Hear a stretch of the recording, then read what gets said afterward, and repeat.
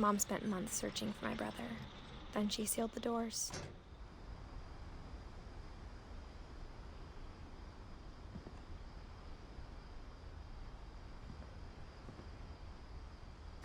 Whatever Milton had found in the house, Mom didn't want it getting out.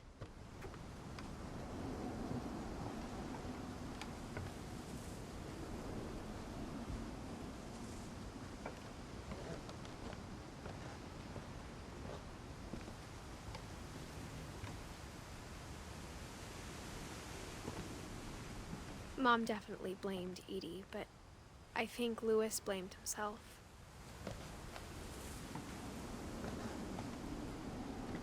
After he graduated, he just spent more and more time in his room, until Mom got him a job at the cannery.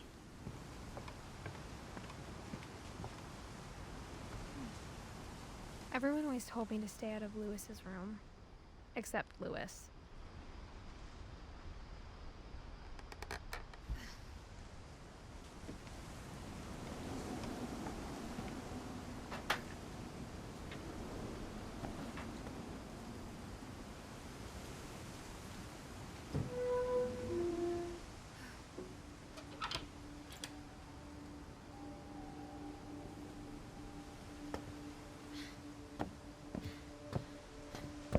Louis's room smelled very, very familiar.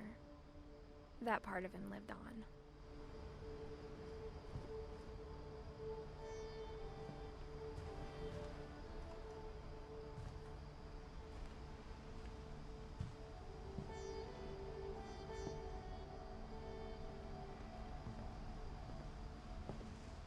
Louis and I spent a lot of time playing games together, but he was surprisingly bad at them.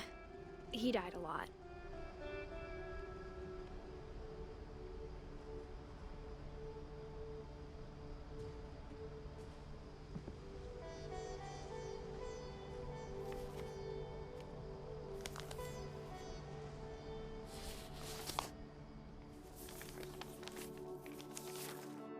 Dear Mrs. Finch, as Louis's psychiatrist, I can understand your desire for an explanation. As I see it, the trouble began in January, shortly after we convinced your son to seek treatment for substance abuse. Newly sober, I believe Louis first noticed the monotony of his daily life.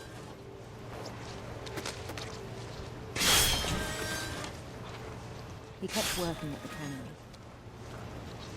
but he withdrew part of himself. In our sessions, I saw the same behavior. His mind began to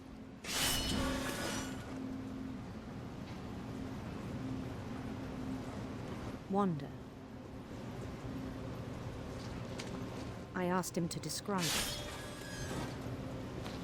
He said he started small, imagining a labyrinth.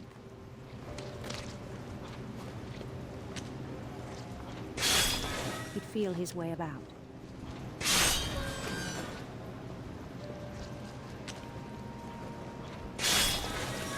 Then something moved. Bats.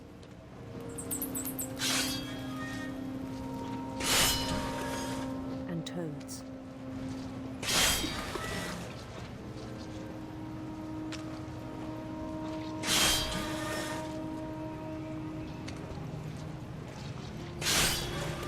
And things that have not names. He knew it was all in his head. But he took it very seriously. I had hoped he'd find himself.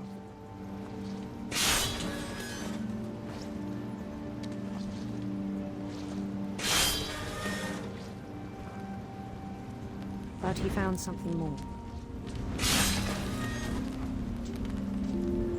I worried about him then, daydreaming at the cannery. I spoke with his boss, but he said Louis had become a model employee. Methodical, tireless, focused. Like a whole new Louis. So I let him go on.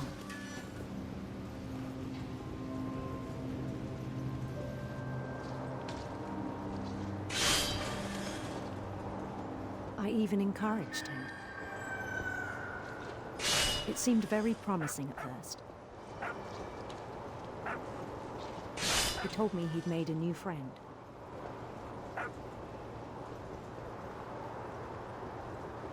On the edge of a city he named Lewis Topia. He built the city up slowly, brick by brick. Then he made musicians.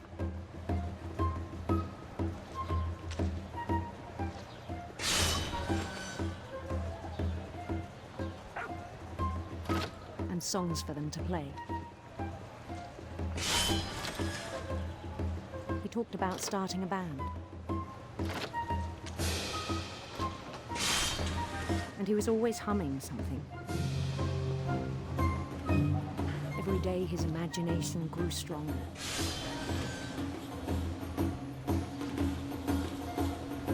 He no longer spoke at the cannery. But his chopping was as reliable as ever. Then one day it struck him that all the cheering crowds, even the stones under his feet, were all in his imagination, so he could do whatever he wished.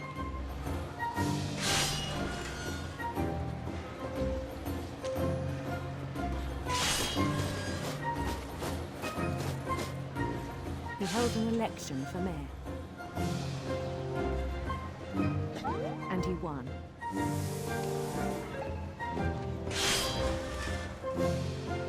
They begged him to stay, but his mind was already wandering. It became a game for him.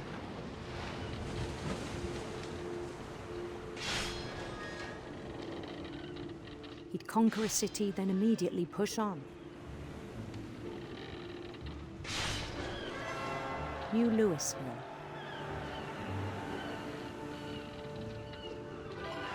St. Louis. He started drifting away from our reality.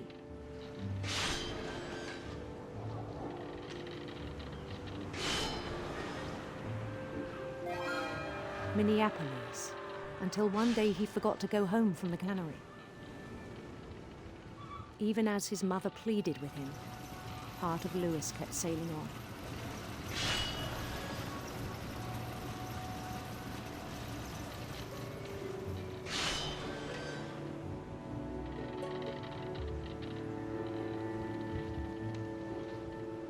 In Louisburg, he heard rumors of a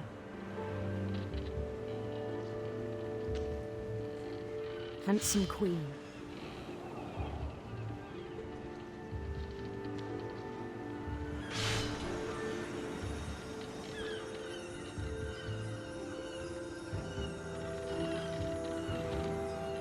The queen was on her own quest for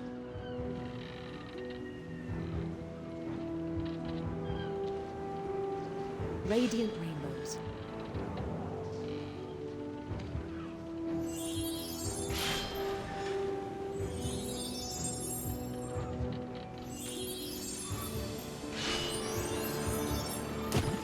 He followed the sound of her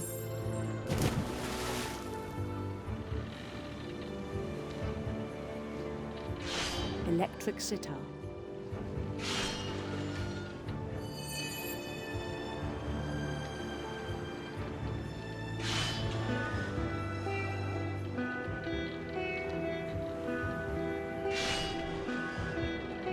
His chase led him to a golden palace east of the sun and west of the moon. Even then, his logic remained sound. He knew the world was all in his imagination.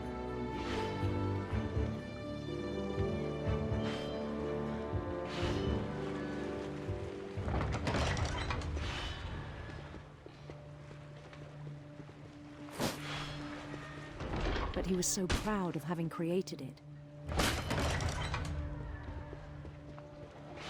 In his own eyes, he'd become something greater than a king.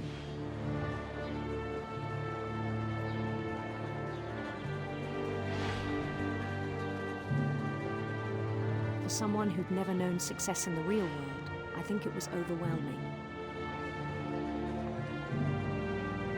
it struck him that the real Lewis was not the one chopping salmon, but the one climbing the steps of a golden palace.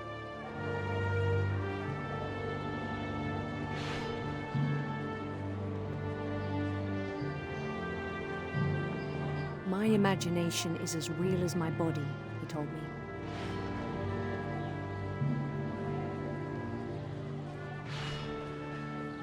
It was hard to argue with him.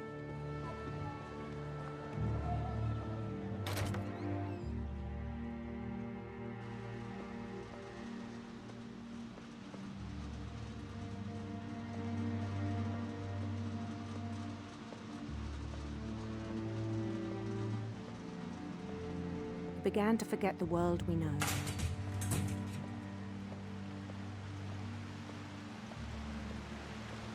I think it pained him to remember Lewis, the cannery worker.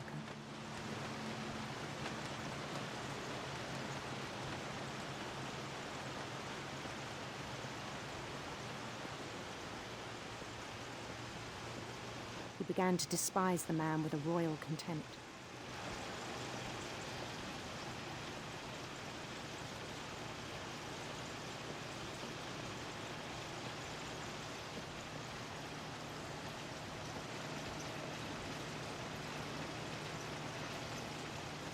I still thought I could save him.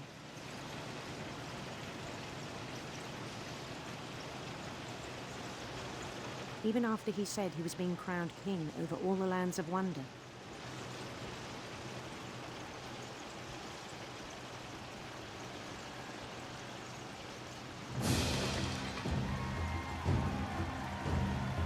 The palace would be packed with his companions.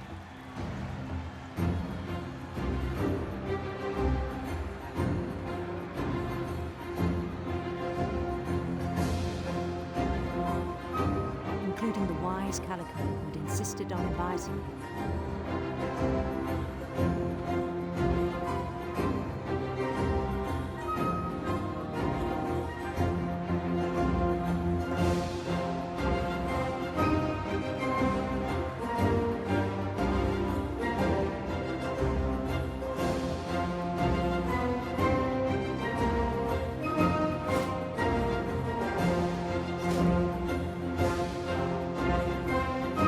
His queen waited, holding his crown.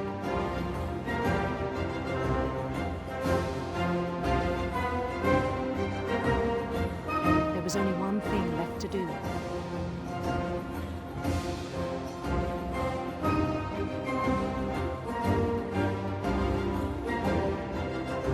Bend down his head.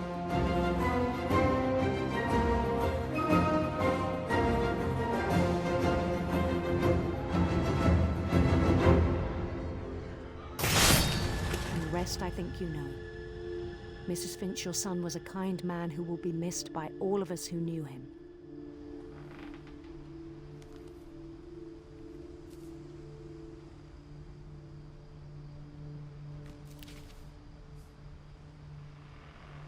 My brother was really cool. I wish you could have met him.